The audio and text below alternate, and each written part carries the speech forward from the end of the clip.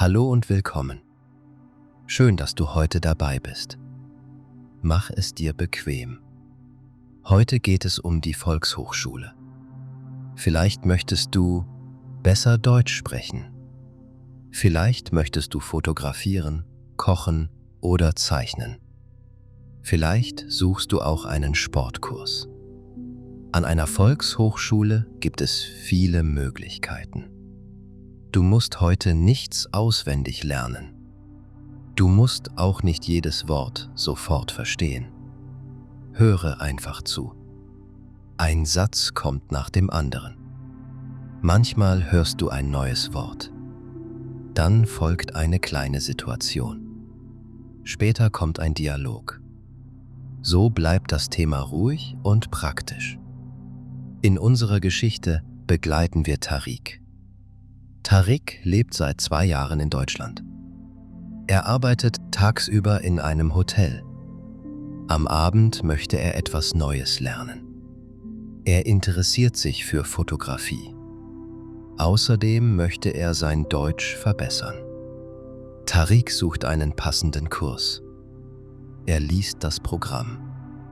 Dann meldet er sich an. Später gibt es ein kleines Problem mit einer Warteliste. Wir gehen jeden Schritt langsam durch. Atme ruhig ein. Atme langsam wieder aus. Jetzt beginnt die Geschichte. 1. Tariq sucht eine neue Aktivität. Es ist Montagabend. Tariq kommt von der Arbeit nach Hause. Er setzt sich an den Küchentisch.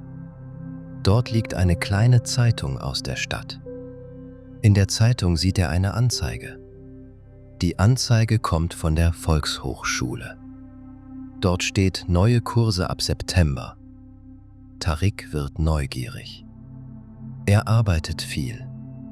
Nach der Arbeit schaut er oft nur auf sein Handy. Das möchte er ändern. Er möchte Menschen kennenlernen. Er möchte regelmäßig etwas für sich tun. Tariq nimmt einen Stift. Er schreibt 3 Wünsche auf. 1. Wunsch: Deutsch besser sprechen. 2. Wunsch: bessere Fotos machen. 3. Wunsch: einmal pro Woche aus dem Haus gehen. Jetzt weiß Tariq, was er sucht. Er braucht einen Sprachkurs oder einen Fotokurs. Am besten wäre ein Kurs am Abend oder am Wochenende. 2. Was ist eine Volkshochschule? Das lange Wort lautet Volkshochschule. Höre es langsam. Volkshochschule. Die kurze Form ist VHS. Eine Volkshochschule ist eine Bildungseinrichtung für Erwachsene. Dort gibt es Kurse zu vielen Themen, zum Beispiel Sprachen, Gesundheit, Computer, Kunst, Musik, Kochen, Fotografie. Auch Bewegung und Sport gehören oft dazu. Die Teilnehmenden sind unterschiedlich alt. Viele arbeiten schon. Andere suchen eine neue Aufgabe. Einige möchten einen Abschluss nachholen. Andere lernen nur aus Interesse. Tariq sagt: Ich suche einen Kurs an der Volkshochschule. Ein zweiter Satz lautet: Die VHS hat ein neues Programm. Beide Sätze sind kurz. Sie passen gut zum Alltag. 3. Das Programmheft am nächsten Tag geht Tariq zur Stadtbibliothek. Dort liegt das Programmheft der VHS. Das Programmheft zeigt alle Kurse für das neue Semester. Tariq nimmt ein Heft mit. Zu Hause öffnet er die erste Seite. Die Kurse sind nach Themen geordnet. Sprachen, Beruf, Gesundheit, Kultur, Kreativität. Tariq beginnt bei den Sprachen. Er sieht Deutschkurse auf verschiedenen Niveaus. A1, A2, B1, B2. Tariq hat schon einen A2-Kurs besucht. Er möchte weiter üben. Er sucht einen Kurs mit viel Sprechen. Danach schaut er in den Bereich Fotografie. Dort findet er einen Kurs für Anfänger. Der Kurs heißt Fotografieren mit dem Smartphone. Das klingt passend. 4. Das Semester verstehen. Im Programm steht das Wort Semester. Ein Semester ist ein längerer Kurszeitraum. An der VHS gibt es oft ein Frühlingssemester. Es gibt auch ein Herbstsemester. Die genauen Zeiten können verschieden sein. Tariq schaut auf die Daten. Der Deutschkurs beginnt im September. Er endet im Dezember. Der Fotokurs dauert nur 4 Wochen. Tariq schreibt die Daten in seinen Kalender. So sieht er sofort, ob die Kurse zu seiner Arbeit passen. Ein nützlicher Satz lautet: Wann beginnt das Semester? Eine zweite Frage ist: Wie lange dauert der Kurs? Tariq spricht beide Fragen langsam. 5. Einen passenden Kurs auswählen. Tariq findet 3 interessante Angebote. Der erste Kurs ist ein Deutschkurs am Dienstag. Der zweite Kurs ist ein Fotokurs am Samstag. Der dritte Kurs ist ein Kochkurs am Donnerstag. Tariq kann nicht alle 3 Kurse machen. Er arbeitet am Donnerstag oft länger. Darum streicht er den Kochkurs. Der Deutschkurs beginnt um 18:30 Uhr. Das passt gut. Der Fotokurs beginnt am Samstag um 10 Uhr. Auch diese Zeit ist möglich. Tariq schaut auf die Kursbeschreibung. Dort stehen Thema, Termin, Ort und Preis. Er prüft jeden Punkt. Dann entscheidet er sich für den Deutschkurs und den Fotokurs. 6. Die Kursbeschreibung lesen. Eine Kursbeschreibung erklärt den Inhalt. Beim Deutschkurs steht: Wir sprechen über Alltag, Arbeit und Freizeit. Außerdem steht dort: Der Kurs ist für Lernende auf dem Niveau A2. Tariq versteht diese Angaben. Beim Fotokurs steht: Sie lernen Licht, Perspektive und Bildaufbau kennen. Das Wort Perspektive ist neu. Tariq liest trotzdem weiter. Er versteht die Grundidee. Der Kurs zeigt, wie man bessere Fotos macht. Mehr muss Tariq im Moment nicht wissen. Ein einfacher Satz lautet: Was lernt man in diesem Kurs? Eine weitere Frage ist: Ist der Kurs für Anfänger geeignet? 7. Die Kursnummer. Jeder Kurs hat eine Kursnummer. Die Nummer hilft bei der Suche. Der Deutschkurs hat die Nummer D204. Der Fotokurs hat die Nummer K118. Tariq schreibt beide Nummern auf. Wenn er später anruft, kann er die Kursnummer nennen. Dann findet die Mitarbeiterin den Kurs schnell. Tariq übt einen Satz: Ich habe eine Frage zum Kurs D204. Danach spricht er einen zweiten Satz. Die Kursnummer lautet K18. Bei Buchstaben und Zahlen spricht Tariq langsam. Er macht kleine Pausen. So entstehen weniger Missverständnisse. 8. Die Kursgebühr. Nun schaut Tariq auf den Preis. Der Deutschkurs kostet 120 Euro. Der Fotokurs kostet 45 Euro. Dieser Preis heißt Kursgebühr. Die Kursgebühr ist der Betrag für den Kurs. Manchmal kommen Materialkosten dazu. Beim Fotokurs gibt es keine zusätzlichen Kosten. Tariq braucht nur sein Smartphone. Beim Kochkurs wären Lebensmittel extra gewesen. Tariq prüft sein Monatsbudget. Beide Kurse sind möglich. Er schreibt die Beträge in sein Heft. Ein praktischer Satz lautet: Wie hoch ist die Kursgebühr? Eine andere Frage ist: Gibt es zusätzliche Kosten? 9. Eine Ermäßigung Im Programm steht auch das Wort Ermäßigung. Eine Ermäßigung bedeutet einen niedrigeren Preis. Nicht jede Person bekommt eine Ermäßigung. Die Bedingungen können verschieden sein. Tariq liest die Hinweise. Dort stehen mehrere Gruppen. Zum Beispiel Schülerinnen und Schüler, Studierende, Menschen ohne Arbeit oder Personen mit bestimmten Nachweisen. Tariq gehört in diesem Fall nicht zu diesen Gruppen. Darum zahlt er die normale Kursgebühr. Er sagt, ich möchte wissen, ob es eine Ermäßigung gibt. Eine zweite Frage lautet, welchen Nachweis brauche ich dafür?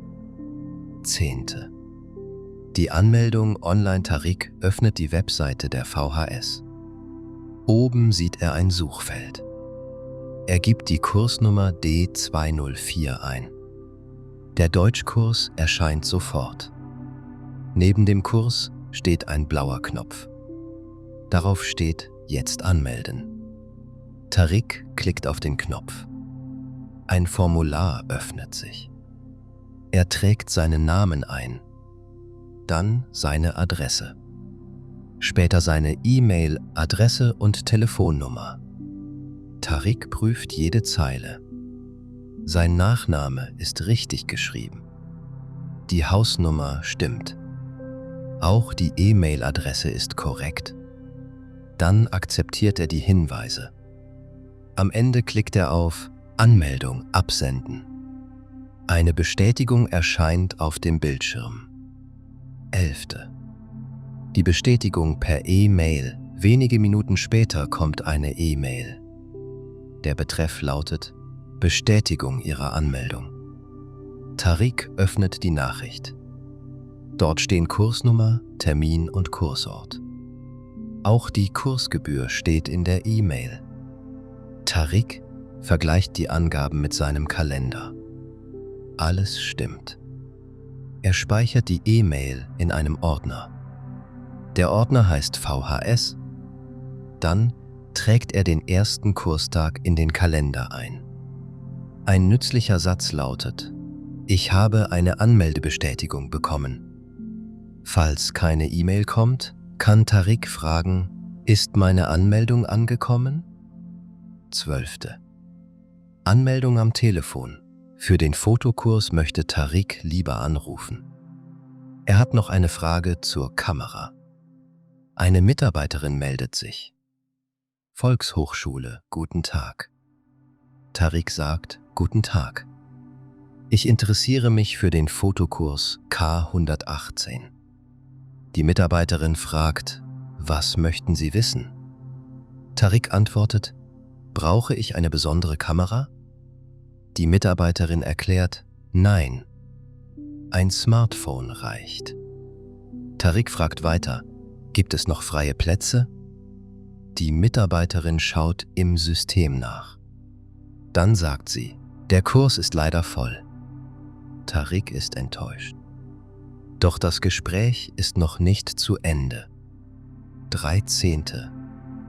Die Warteliste, die Mitarbeiterin bietet eine Warteliste an. Eine Warteliste ist eine Liste für einen vollen Kurs. Wenn jemand absagt, wird ein Platz frei. Dann kann die nächste Person nachrücken. Tariq sagt, ja, bitte setzen Sie mich auf die Warteliste. Die Mitarbeiterin fragt nach seinem Namen. Danach notiert sie seine Telefonnummer. Tariq fragt, bekomme ich eine Nachricht, wenn ein Platz frei wird? Die Mitarbeiterin antwortet, ja. Wir schreiben Ihnen eine E-Mail. Tariq wiederholt, ich warte also auf eine E-Mail. Die Mitarbeiterin bestätigt das. Jetzt ist der nächste Schritt klar. 14. Ein freier Platz 3 Tage später bekommt Tariq eine Nachricht. Ein Platz im Fotokurs ist frei geworden. In der E-Mail steht eine kurze Frist. Tariq muss bis morgen antworten. Er liest die Nachricht sofort. Dann schreibt er, guten Tag. Vielen Dank für die Nachricht. Ich nehme den Platz gern an. Wenig später kommt die Bestätigung. Nun ist Tariq offiziell angemeldet. Er freut sich. Die Warteliste hat funktioniert. Ein einfacher Satz lautet: Ein Platz ist frei geworden. Eine passende Antwort ist: Ich nehme den Platz gern an. 15. Die Zahlung, die VHS, zieht die Kursgebühr von Tariqs Konto ein. Dafür hat Tariq seine Bankverbindung angegeben. In der Bestätigung steht das Zahlungsdatum. Tariq prüft die Kontodaten. Die letzten Ziffern stimmen. Einige Volkshochschulen nutzen andere Zahlungsarten. Manchmal kommt eine Rechnung. Manchmal zahlt man online. Tariq liest deshalb immer die Information seiner VHs. Er sagt: Wie kann ich den Kurs bezahlen? Eine zweite Frage lautet: Wann wird die Gebühr abgebucht? 16. Der erste Kurstag. Der erste Deutschkurs ist an einem Dienstag. Tariq kommt 10 Minuten früher. Das Gebäude ist groß. Im Eingang hängt ein Plan. Dort stehen Raum und Etage. Der Kurs findet im Raum 203 statt. Tariq geht in den 2. Stock. Vor der Tür stehen schon 2 Personen. Eine Frau lächelt und sagt: Sind Sie auch im Deutschkurs? Tariq antwortet: Ja, ich bin zum ersten Mal hier. Gemeinsam warten sie vor dem Kursraum. Dann kommt die Dozentin. Sie öffnet die Tür. 17. Die Dozentin und die Teilnehmenden. Die Dozentin heißt Frau Berger. Eine Dozentin leitet einen Kurs. Ein männlicher Kursleiter kann Dozent heißen. Frau Berger begrüßt alle Teilnehmenden. Teilnehmende sind die Personen im Kurs. In der Gruppe sind 12 Menschen. Sie kommen aus verschiedenen Ländern.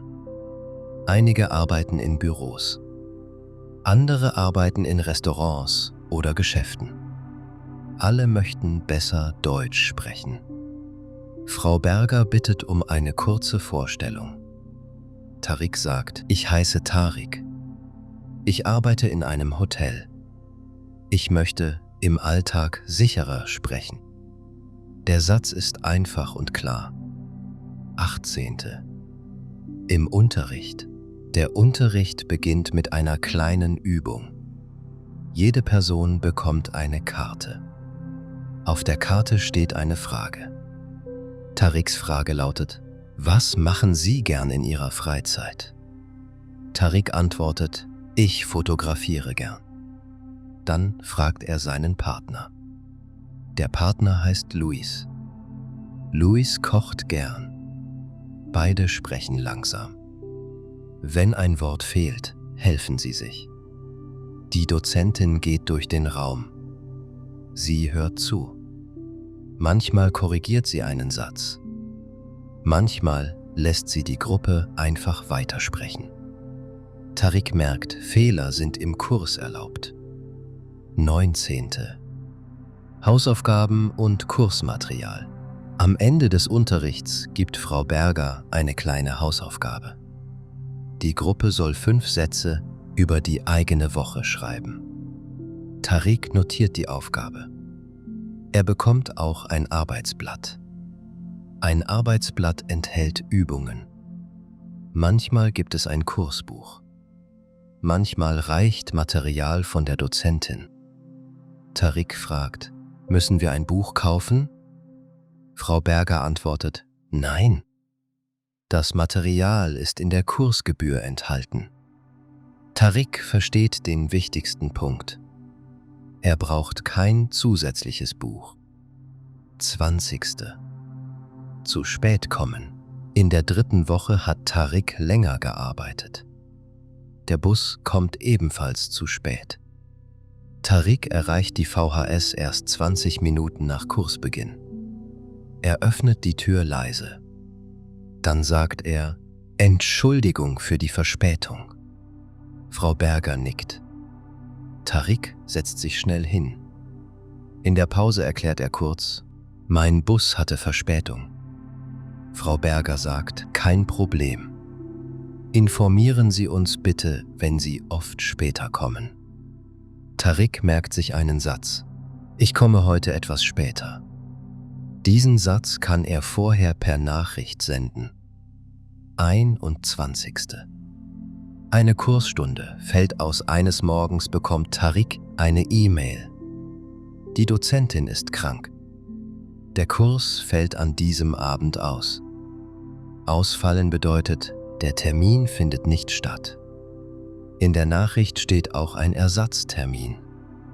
Der neue Termin ist 2 Wochen später. Tariq prüft seinen Kalender. Er kann an diesem Tag teilnehmen. Er schreibt keine Antwort. Das ist in diesem Fall nicht nötig. Ein wichtiger Satz lautet: Der Kurs fällt heute aus. Eine passende Frage ist: Wann ist der Ersatztermin? 22. Den Kurs wechseln. Nach einigen Wochen merkt Luis, dass sein Kurs zu schwer ist. Er versteht nur wenig. Er spricht mit der Dozentin. Frau Berger empfiehlt einen anderen Kurs. Luis fragt im Büro der VHs nach. Er sagt: Ich möchte gern in einen anderen Kurs wechseln. Die Mitarbeiterin prüft freie Plätze. Im einfacheren Kurs ist noch Platz. Luis kann wechseln. Tariq lernt daraus: Ein Kurs muss zum eigenen Niveau passen. Eine Frage ist besser als viele Wochen Stress. 23. Vom Kurs abmelden. Manchmal kann eine Person nicht weiter teilnehmen. Dann ist eine Abmeldung nötig. Abmelden bedeutet: Man beendet die Teilnahme. Die Regeln für eine Abmeldung können verschieden sein. Es kann eine Frist geben. Manchmal bleibt ein Teil der Gebühr fällig. Tariq liest die Bedingungen schon bei der Anmeldung. Ein nützlicher Satz lautet: Ich kann leider nicht weiter am Kurs teilnehmen. Eine wichtige Frage ist: Bis wann kann ich mich abmelden? Bei einer Krankheit kann auch ein Nachweis nötig sein. 24. Die Teilnahmebescheinigung. Am Ende des Deutschkurses bekommt Tariq eine Teilnahmebescheinigung. Dieses Dokument bestätigt seine Teilnahme. Dort stehen sein Name und der Kurs. Auch der Zeitraum ist angegeben. Tariq prüft die Schreibweise seines Namens. Alles stimmt. Er speichert die Bescheinigung digital. Dann legt er die Papierkopie in einen Ordner. Eine Teilnahmebescheinigung ist nicht immer ein offizielles Sprachzertifikat. Darum fragt Tariq: Ist das eine Teilnahmebescheinigung oder ein Zertifikat? Die Mitarbeiterin erklärt den Unterschied. 25. Der Fotokurs beginnt. Nun beginnt auch der Fotokurs. Der Kurs findet an 4 Samstagen statt. Die Gruppe trifft sich zuerst im Kursraum. Der Dozent heißt Herr Neumann. Er erklärt Licht und Perspektive mit einfachen Beispielen. Danach geht die Gruppe nach draußen. Sie fotografiert Gebäude, Bäume und Menschen auf einem Platz. Tariq probiert verschiedene Blickwinkel aus. Er macht ein Foto von unten, dann ein Foto von oben. Später zeigt die Gruppe die Bilder. Tariq bekommt freundliches Feedback. Er merkt schnell einen Fortschritt.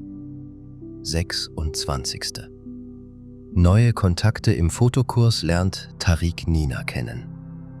Nina fotografiert gern Tiere. Ein anderer Teilnehmer heißt Markus. Er interessiert sich für Altgebäude. In der Pause trinken alle Kaffee. Sie sprechen über ihre Bilder. Das Gespräch ist locker. Tariq übt dabei ebenfalls Deutsch. Nach dem Kurs gründen einige Teilnehmende eine kleine Gruppe. Sie treffen sich einmal im Monat zum Fotografieren. Tariq freut sich.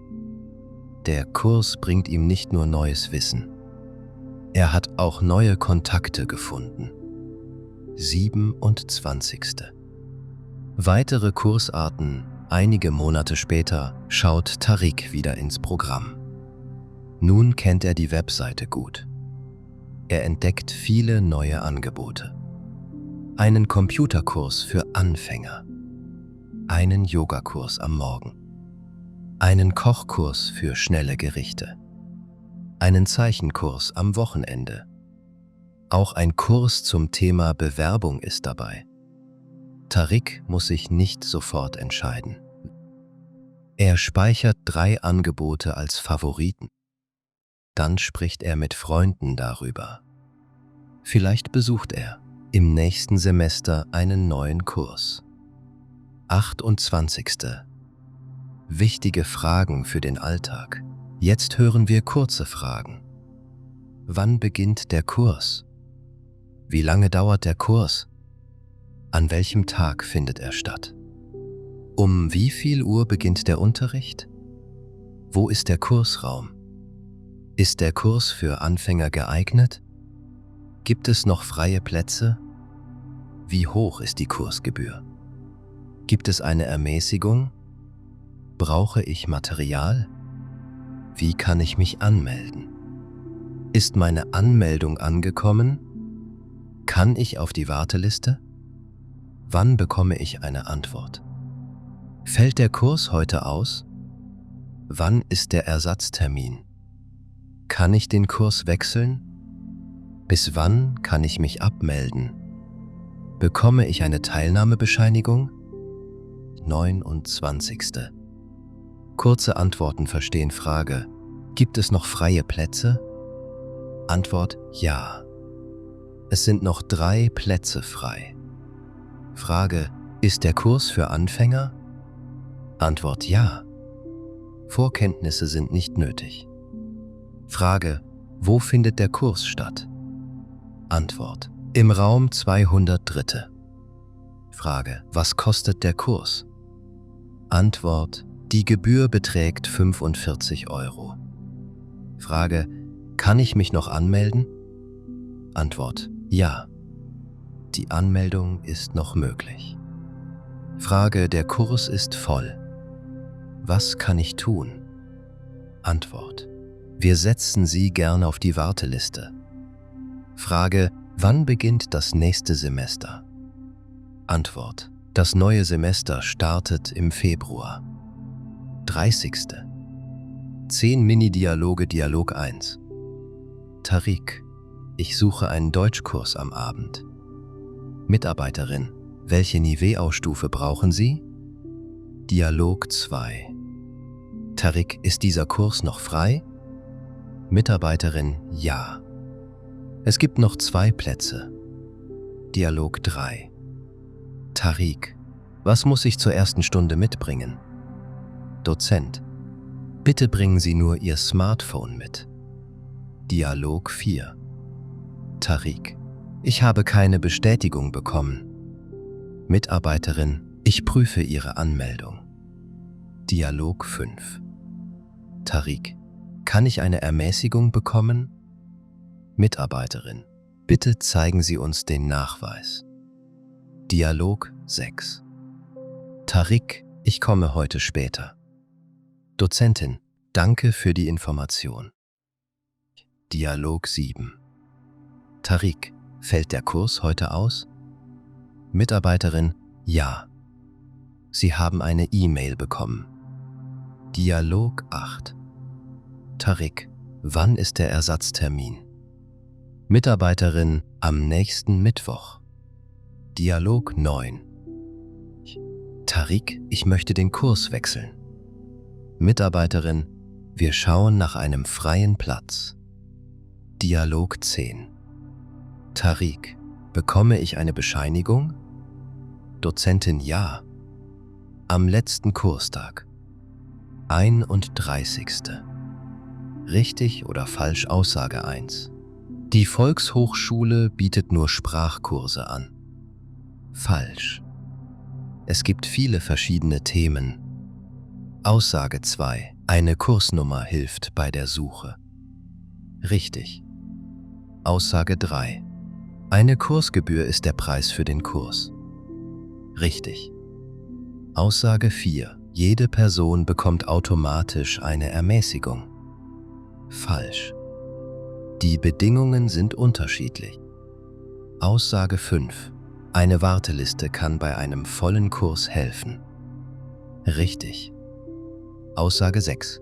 Tariq muss für den Fotokurs eine teure Kamera kaufen. Falsch. Ein Smartphone reicht. Aussage 7. Ein Kurs kann ausfallen. Richtig. Aussage 8. Eine Teilnahmebescheinigung ist immer ein Sprachzertifikat. Falsch. Aussage 9. Tariq lernt neue Menschen kennen. Richtig. Aussage 10. Fehler sind im Unterricht verboten. Falsch. Fehler gehören zum Lernen. 32. Wörter in kleinen Bildern Volkshochschule. Tariq sieht ein Gebäude mit vielen Kursräumen. Programmheft. Ein Heft liegt auf dem Küchentisch. Semester. Mehrere Monate stehen im Kalender. Kursnummer. Buchstaben und Zahlen stehen neben dem Kurstitel. Kursgebühr. Ein Preis steht auf der Webseite. Anmeldung. Tariq füllt ein Formular aus. Bestätigung. Eine E-Mail kommt auf das Handy. Warteliste. Tariqs Name steht unter anderen Namen. Kursraum. Eine Nummer hängt an einer Tür. Dozentin. Frau Berger steht vor der Gruppe. Teilnehmende. 12 Menschen sitzen im Kreis. Ersatztermin. Ein neuer Termin steht im Kalender. Teilnahmebescheinigung. Ein Dokument liegt am Ende des Kurses bereit. 33. Fragen an dich. Möchtest du einen Kurs besuchen? Welches Thema interessiert dich? Suchst du einen Sprachkurs? Oder möchtest du etwas Kreatives lernen? Wann hast du Zeit? Am Morgen? Am Abend? Oder am Wochenende? Wie hoch darf die Kursgebühr sein? Möchtest du lieber online lernen? Oder möchtest du in einen Kursraum gehen? Hast du schon einmal eine Warteliste benutzt? Lernst du gern in einer Gruppe? Welche Frage würdest du bei der VHS stellen? Du musst nicht laut antworten. Eine kurze Antwort im Kopf reicht. 34. Langsame Sätze zum Mitsprechen. Ich suche einen Kurs. Ich interessiere mich für Fotografie. Wann beginnt das Semester? Ist der Kurs für Anfänger geeignet? Gibt es noch freie Plätze? Wie hoch ist die Kursgebühr? Kann ich eine Ermäßigung bekommen? Ich möchte mich online anmelden. Meine Kursnummer lautet D204. Ist meine Anmeldung angekommen? Bitte setzen Sie mich auf die Warteliste. Ich nehme den freien Platz gern an. Wo ist der Kursraum?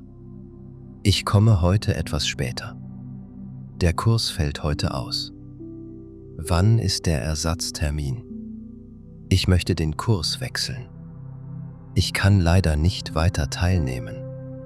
Bekomme ich eine Teilnahmebescheinigung? Vielen Dank für Ihre Hilfe. 35. Eine zweite Geschichte. Ein Jahr später kennt Tariq die VHS gut. Er sucht nun einen Computerkurs. Sein Ziel ist klar. Er möchte Tabellen besser verstehen. Auf der Webseite findet er 2 Angebote. Ein Kurs ist am Vormittag. Der andere ist am Abend. Tariq arbeitet tagsüber. Darum wählt er den Abendkurs. Er prüft Niveau, Termin und Preis. Dann schaut er auf den Kursort. Der Kurs findet in einem anderen Gebäude statt. Tariq sucht die Adresse auf einer Karte. Die Fahrt dauert 20 Minuten. Er meldet sich an. Dieses Mal gibt es sofort einen freien Platz. Am ersten Kurstag bringt Tariq seinen Laptop mit. Die Dozentin erklärt alles langsam. Nach 6 Wochen kann Tariq einfache Tabellen erstellen. Er benutzt das neue Wissen auch bei der Arbeit. Der Kurs hat ihm praktisch geholfen. 36. Tariq hilft einer Freundin. Tariqs Freundin Martha sucht einen Yogakurs. Sie spricht noch nicht viel Deutsch. Tariq hilft ihr bei der Webseite. Zuerst wählen sie den Bereich Gesundheit. Dann suchen sie nach Yoga. Es gibt mehrere Kurse. Ein Kurs ist für Anfänger. Ein anderer Kurs ist für Fortgeschrittene.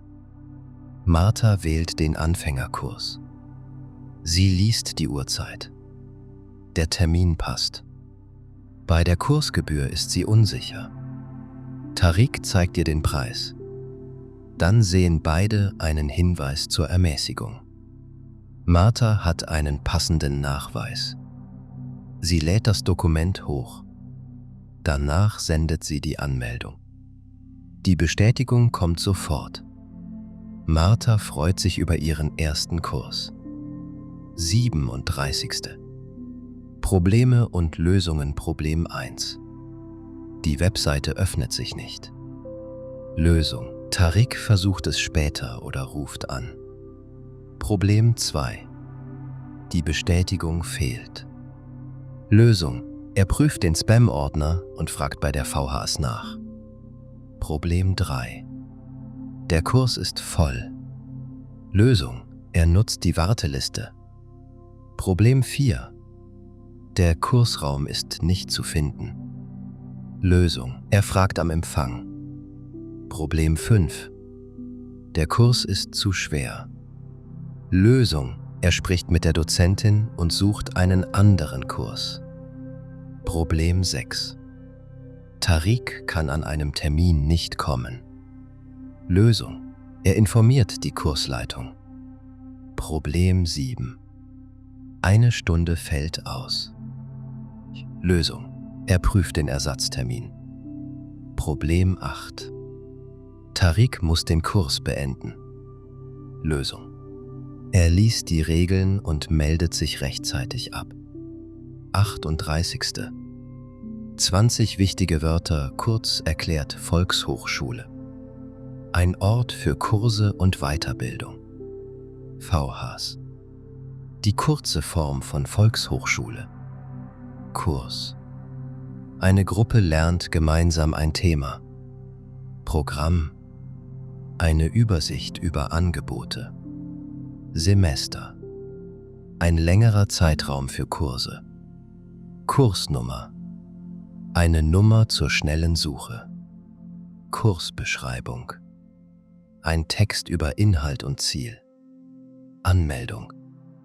Die Buchung eines Kursplatzes. Bestätigung. Eine Nachricht nach der Anmeldung. Kursgebühr. Der Preis für den Kurs. Ermäßigung. Ein niedrigerer Preis unter bestimmten Bedingungen. Nachweis. Ein Dokument für eine Angabe. Warteliste. Eine Liste für einen vollen Kurs. Dozentin. Eine Frau, die einen Kurs leitet. Teilnehmer. Eine Person im Kurs. Unterricht. Die gemeinsame Lernzeit. Kursraum. Der Raum für den Unterricht. Hausaufgabe. Eine Aufgabe für zu Hause. Ersatztermin. Ein neuer Termin für eine ausgefallene Stunde. Teilnahmebescheinigung. Ein Dokument über die Teilnahme. 39. 5 wichtige Regeln. Regel 1. Prüfe immer Thema, Niveau und Termin. Regel 2. Lies Kursgebühr und mögliche Zusatzkosten. Regel 3. Kontrolliere deine Daten vor der Anmeldung. Regel 4. Speichere die Bestätigung. Regel 5. Frage nach, wenn etwas unklar ist. Diese Regeln sind einfach. Sie helfen bei fast jedem Kurs. 40. Letzte Zusammenfassung. Tariq wollte in seiner Freizeit etwas Neues lernen. Er suchte einen Deutschkurs und einen Fotokurs. Zuerst las er das Programmheft. Dann prüfte er Semester, Termin und Kursbeschreibung. Er notierte die Kursnummern. Danach schaute er auf die Kursgebühren. Für den Deutschkurs meldete er sich online an. Er bekam eine Bestätigung per E-Mail. Beim Fotokurs rief er an. Der Kurs war schon voll. Tariq ließ sich auf die Warteliste setzen. 3 Tage später wurde ein Platz frei. Tariq nahm den Platz an. Im Deutschkurs lernte er Frau Berger und viele Teilnehmende kennen. Er sprach über Alltag und Freizeit. Im Fotokurs lernte er Licht und Perspektive kennen. Er fand neue Freunde. Später besuchte er noch einen Computerkurs. Die Volkshochschule wurde ein fester Teil seines Alltags. Tariq musste nicht jedes Wort sofort verstehen. Er las langsam. Er stellte klare Fragen. Und er ging Schritt für Schritt weiter. Ruhiger Abschluss, langsam kommen wir zum Ende. Du hast Tariq durch eine vollständige Alltagssituation begleitet. Er hat einen Kurs gesucht. Er hat das Programm gelesen. Dann hat er sich angemeldet. Er hat eine Warteliste benutzt. Später hat er am Unterricht teilgenommen. Vielleicht erinnerst du dich an Volkshochschule. Vielleicht bleibt das Wort Kursgebühr. Vielleicht kennst du jetzt den Satz: Gibt es noch freie Plätze? Auch ein einziger Satz ist ein gutes Ergebnis. Dein Deutsch muss nicht perfekt sein. Es soll dir helfen. Du darfst langsam sprechen. Du darfst um Wiederholung bitten. Du darfst eine Frage aufschreiben. Und du darfst dir Zeit nehmen. Atme ruhig ein. Atme langsam wieder aus. Für heute ist genug. Bis zum nächsten Mal. 41. Ein ganzes Semester mit Tariq. Im September beginnt das neue Semester. Tariq hat nun 2 feste Termine pro Woche. Am Dienstag besucht er den Deutschkurs. Am Samstag geht er zum Fotokurs. In der ersten Woche ist alles neu. Tariq sucht noch oft den richtigen Raum. Er kennt die Namen der anderen Teilnehmenden noch nicht. Auch die Webseite benutzt er langsam. Nach 2 Wochen wird vieles leichter. Er findet das Gebäude sofort. Er weiß, wo die Jacken hängen. Er kennt den Weg zum Kursraum. Im Deutschkurs spricht er nun öfter. Am Anfang antwortet er nur mit kurzen Sätzen. Später erzählt er kleine Geschichten. Einmal berichtet er über seine Arbeit im Hotel. Ein anderes Mal spricht er über seine Familie. Frau Berger gibt ihm Zeit. Sie unterbricht nicht bei jedem Fehler. Dadurch spricht Tariq freier. Im Fotokurs verändert sich ebenfalls viel. Am ersten Samstag fotografiert Tariq fast alles aus derselben Höhe. Herr Neumann zeigt ihm neue Blickwinkel. Tariq geht näher an ein Objekt heran. Dann geht er weiter weg. Er achtet auf Licht und Schatten. Nach einigen Wochen sehen seine Bilder klarer aus. Tariq zeigt ein Foto im Deutschkurs. Die anderen Teilnehmenden stellen Fragen dazu. So verbinden sich beide Kurse. Fotografie hilft beim Sprechen. Deutsch hilft beim Erklären. Im Oktober wird Tariq einmal krank. Er kann nicht zum Deutschkurs kommen. Er schreibt Frau Berger eine kurze Nachricht. Guten Tag, Frau Berger. Ich bin heute krank und kann nicht teilnehmen. Freundliche Grüße, Tariq. Die Nachricht ist kurz und höflich. Frau Berger antwortet mit den Hausaufgaben. Tariq arbeitet zu Hause weiter. Eine Woche später kommt er wieder zum Kurs.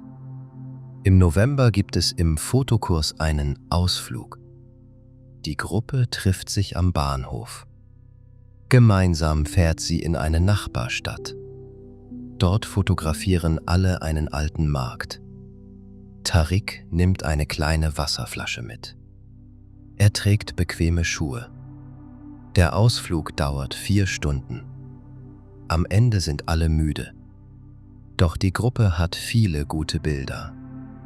Im Dezember endet der Deutschkurs. Frau Berger macht eine kleine Abschlussrunde. Jede Person sagt, was sie gelernt hat. Tariq sagt, ich spreche jetzt schneller und habe weniger Angst vor Fehlern. Danach bekommt die Gruppe die Teilnahmebescheinigungen. Tariq prüft seinen Namen. Dann bedankt er sich bei Frau Berger. Das Semester ist beendet. Tariq hat 2 Kurse abgeschlossen. Er hat neue Fähigkeiten gelernt. Und er hat neue Menschen kennengelernt. 42. 30 kurze Alltagssituationen, Situation 1. Tariq findet das Programm nicht. Er fragt in der Bibliothek, wo liegt das neue VHS-Programm? Situation 2. Die Webseite zeigt viele Ergebnisse. Er nutzt die Kursnummer und findet das Angebot schneller. Situation 3. Der Kurs beginnt sehr früh. Tariq prüft, ob er rechtzeitig von der Arbeit kommen kann. Situation 4. Der Kursort liegt weit entfernt. Er sucht eine Busverbindung und plant genug Zeit ein. Situation 5. Die Kursgebühr ist höher als erwartet. Er fragt nach Ratenzahlung oder einer möglichen Ermäßigung. Situation 6. Ein Feld im Formular ist unklar. Tariq ruft bei der VHS an und nennt den Namen des Feldes. Situation 7. Die E-Mail-Adresse ist falsch geschrieben. Er korrigiert sie vor dem Absenden. Situation 8. Die Anmeldebestätigung landet im Spam-Ordner. Tariq findet sie dort und verschiebt sie in den richtigen Ordner. Situation 9. Der Kurs ist ausgebucht. Er lässt sich auf die Warteliste setzen. Situation 10. Ein freier Platz wird angeboten. Tariq antwortet innerhalb der Frist. Situation 11. Die Gebühr wurde doppelt abgebucht. Er schreibt eine kurze Nachricht und fügt den Kontoauszug bei. Situation 12. Der Raum wurde geändert. Tariq liest die neue E-Mail vor dem Kurs. Situation 13. Der Aufzug ist kaputt. Er fragt am Empfang nach einem anderen Weg. Situation 14. Tariq hat seinen Stift vergessen. Eine Teilnehmerin leiht ihm einen Stift. Situation 15. Das Arbeitsblatt fehlt. Er bittet um eine zweite Kopie. Situation 16. Die Aufgabe ist zu schnell erklärt.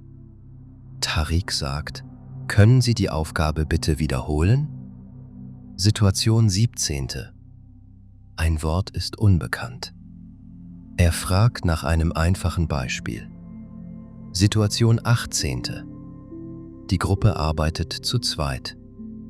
Tariq findet einen Partner und beginnt mit einer Begrüßung. Situation 19. Ein Teilnehmer spricht sehr schnell. Tariq bittet freundlich um ein langsameres Tempo. Situation 20. Tariq muss früher gehen. Er informiert die Dozentin vor dem Unterricht. Situation 21. Eine Hausaufgabe ist nicht fertig. Er sagt ehrlich, dass er mehr Zeit braucht. Situation 22. Der Kurs fällt kurzfristig aus. Tariq prüft die E-Mail und den Ersatztermin. Situation 23. Der Ersatztermin passt nicht. Er fragt, ob es Material zum Nachholen gibt. Situation 24. Tariq möchte den Kurs wechseln. Er erklärt kurz, warum das Niveau nicht passt. Situation 25. Eine Freundin möchte mitkommen. Tariq prüft zuerst, ob noch ein Platz frei ist. Situation 26. Der Kurs endet bald. Er fragt nach einem Folgekurs. Situation 27. Die Bescheinigung enthält einen Fehler. Tariq bittet um eine korrigierte Version. Situation 28. Ein neuer Kurs ist noch nicht online. Er fragt, wann das Programm veröffentlicht wird. Situation 29. Tariq möchte einen Kurs empfehlen. Er schickt einem Freund den Kurstitel und die Kursnummer. Situation 30.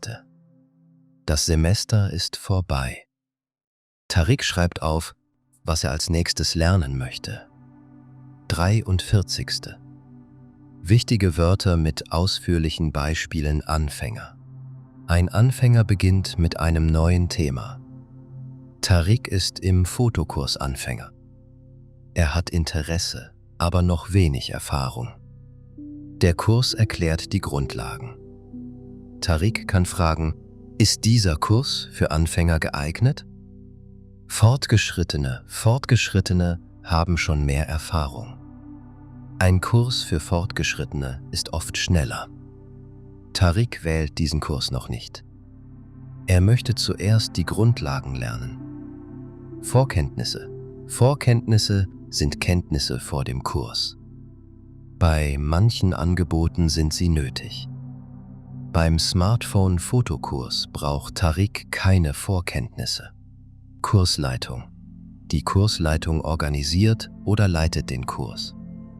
Bei Fragen zum Inhalt spricht Tariq mit der Kursleitung. Bei Fragen zur Zahlung wendet er sich eher an das Büro. Geschäftsstelle. Die Geschäftsstelle ist das Büro der VHs. Dort bekommt Tariq Hilfe bei Anmeldung, Gebühr und Bescheinigung. Empfang am Empfang fragt Tariq nach dem richtigen Raum. Der Mitarbeiter zeigt ihm den Weg. Kursort. Der Kursort ist das Gebäude, in dem der Unterricht stattfindet. Er kann sich vom Hauptgebäude unterscheiden. Raumänderung. Eine Raumänderung bedeutet, dass der Kurs in einem anderen Raum stattfindet. Tariq liest deshalb aktuelle Nachrichten. Kursbeginn. Der Kursbeginn ist der erste Termin. Tariq trägt ihn sofort in den Kalender ein. Kursende. Das Kursende ist der letzte Termin. Danach kann eine Bescheinigung kommen. Unterrichtseinheit. Eine Unterrichtseinheit ist ein Teil der Kurszeit. Die genaue Länge kann im Programm stehen. Pause. In der Pause trinken die Teilnehmenden etwas und sprechen miteinander. Tariq nutzt die Pause für kurze Gespräche. Gruppenarbeit. Bei der Gruppenarbeit lernen mehrere Personen gemeinsam. Jede Person bekommt eine kleine Aufgabe. Partnerarbeit. Bei der Partnerarbeit sprechen 2 Personen miteinander. Tariq übt Fragen mit Luis. Arbeitsblatt. Ein Arbeitsblatt enthält Aufgaben. Tariq schreibt seinen Namen oben auf das Blatt. Kursbuch. Ein Kursbuch wird über mehrere Wochen benutzt. Manche Kurse brauchen kein Buch. Materialkosten sind zusätzliche Kosten für Dinge im Kurs. Tariq prüft, ob sie in der Gebühr enthalten sind. Ratenzahlung. Bei einer Ratenzahlung wird ein Betrag in mehreren Teilen gezahlt. Tariq fragt nur danach, wenn es nötig ist. Abbuchung. Bei einer Abbuchung wird Geld vom Bankkonto genommen. Tariq kontrolliert Datum und Betrag. Rechnung. Eine Rechnung zeigt den zu zahlenden Betrag. Tariq speichert sie in seinem VHS-Ordner. Rücktritt. Ein Rücktritt bedeutet, dass eine Person doch nicht am Kurs teilnimmt. Die Regeln dafür stehen in den Bedingungen. Abmeldefrist. Die Abmeldefrist ist der letzte Zeitpunkt für eine Abmeldung. Tariq notiert das Datum. Nachrücken. Nachrücken bedeutet, einen freien Platz von der Warteliste zu bekommen. Folgekurs. Ein Folgekurs geht nach dem ersten Kurs weiter. Tariq fragt nach einem A2 oder B1 Folgekurs.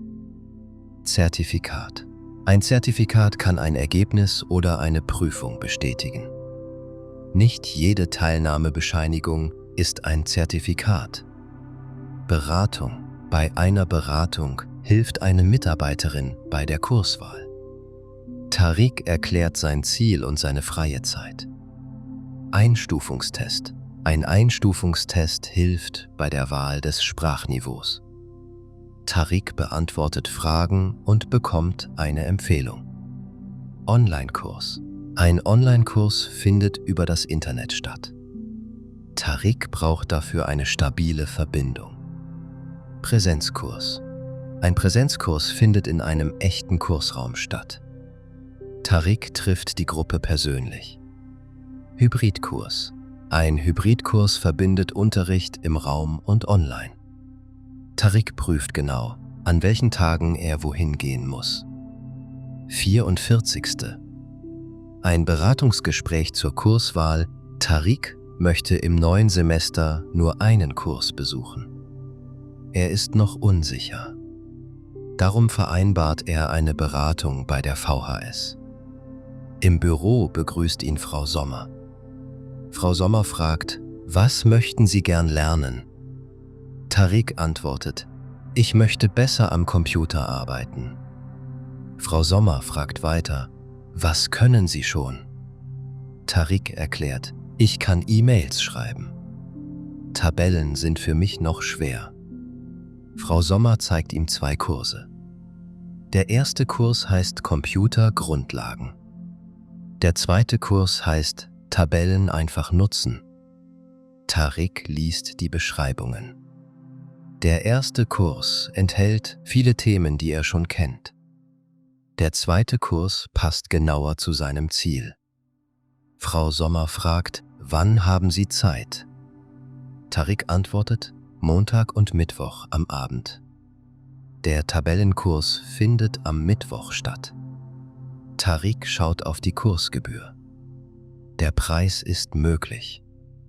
Dann fragt er, muss ich meinen eigenen Laptop mitbringen? Frau Sommer sagt, nein. Im Kursraum stehen Computer. Tariq entscheidet sich für den Kurs. Gemeinsam prüfen sie die Anmeldung. Am Ende sagt vielen Dank. Jetzt weiß ich, welcher Kurs zu mir passt. 45. Eine vollständige Telefonübung Mitarbeiterin. Volkshochschule. Mein Name ist König. Guten Tag. Tariq, guten Tag. Hier ist Tariq Hassa. Mitarbeiterin, was kann ich für Sie tun? Tariq, ich habe eine Frage zu einem Abendkurs. Mitarbeiterin, wie lautet die Kursnummer? Tariq, die Nummer ist D204. Mitarbeiterin, einen Moment bitte. Ja, ich habe den Kurs gefunden. Tariq, gibt es noch freie Plätze? Mitarbeiterin, es gibt noch einen freien Platz. Wann beginnt der Kurs? Mitarbeiterin, am 12. September um 18:30 Uhr. Tarik, findet der Kurs jede Woche statt? Mitarbeiterin, ja, immer dienstags. Tarik, wie hoch ist die Gebühr? Mitarbeiterin, der Kurs kostet 120 €. Tarik, kann ich mich am Telefon anmelden? Mitarbeiterin, ja. Ich brauche Ihren Namen und Ihre Adresse. Tarik nennt die Daten langsam. Die Mitarbeiterin wiederholt die E-Mail-Adresse. Tarik hört genau zu. Ein Buchstabe ist falsch. Er korrigiert ihn sofort. Am Ende sagt die Mitarbeiterin, Sie bekommen gleich eine Bestätigung. Tarik bedankt sich. Das Gespräch ist beendet. 46. Hörverstehen, was passiert zuerst? Ablauf 1. Tarik liest das Programm. Dann wählt er einen Kurs. Danach meldet er sich an. Was passiert zuerst? Er liest das Programm. Ablauf 2. Der Fotokurs ist voll. Tarik kommt auf die Warteliste. Später wird ein Platz frei. Was passiert in der Mitte? Er kommt auf die Warteliste. Ablauf 3. Tarik bekommt eine Bestätigung. Dann trägt er den Termin ein. Am ersten Kurstag sucht er den Raum. Was passiert zuletzt? Er sucht den Raum. Ablauf 4. Der Kurs fällt aus. Die VHS schickt eine Nachricht. Tarik prüft den Ersatztermin. Warum schaut Tarik in den Kalender? Er möchte wissen, ob der neue Termin passt. Ablauf 5. Tarik beendet den Kurs. Er bekommt eine Teilnahmebescheinigung. Dann sucht er einen Folgekurs. Was kommt nach der Bescheinigung? Er sucht einen Folgekurs. 47. Letzte ausführliche Wiederholung. Eine Volkshochschule bietet Kurse für Erwachsene an. Das Programm zeigt Themen, Termine und Preise. Ein Semester dauert mehrere Monate. Eine Kursnummer hilft bei der Suche. Die Kursbeschreibung erklärt den Inhalt. Anfänger brauchen oft keine Vorkenntnisse. Fortgeschrittene lernen schneller oder tiefer.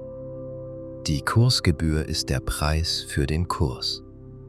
Materialkosten können zusätzlich entstehen. Eine Ermäßigung senkt den Preis unter bestimmten Bedingungen. Für eine Ermäßigung kann ein Nachweis nötig sein. Bei der Anmeldung gibt Tarik seine Daten an.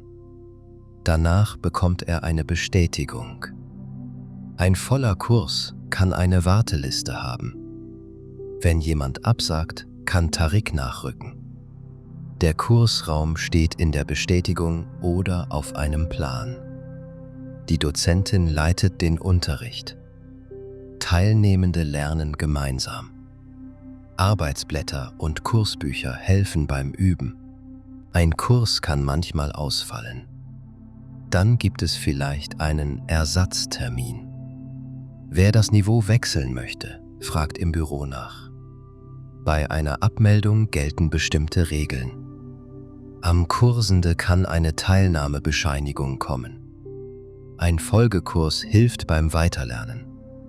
Tarik prüft Informationen langsam. Er speichert wichtige Nachrichten. Er stellt kurze Fragen. So findet er den passenden Weg durch das Kursprogramm.